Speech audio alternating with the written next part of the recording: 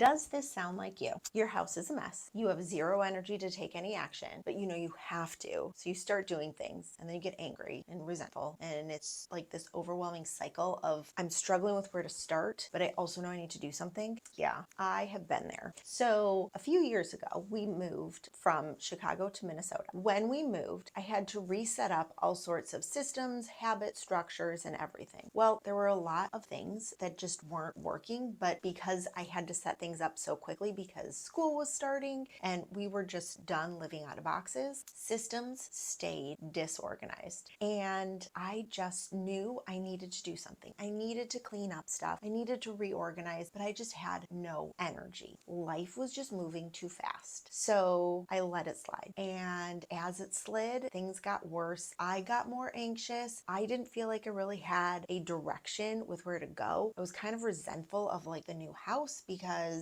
nothing was working like it had in our house in Chicago. Well, I finally realized I needed to do something because I couldn't keep living this way. But I was so overwhelmed. I was so struggling just to maintain a normal amount of effort to keep the house together. I kept trying to use an entire weekend or an entire week to reset the house, but that never worked. It was too much time. It was so overwhelming. I was just over it. So one weekend, I decided I'm just going to use this short pocket of time before we had to head out to a kid's activity to take action and just clean one small area of our house. And that area stayed organized. So then I added another area the next day, and then another, and then another. And I started using these small pockets of time to take inspired action on those particular areas that were driving me insane so that things could actually stay organized. And guess what? They did. It has been my mission to help people understand that micro decluttering or 15-minute declutters are going to be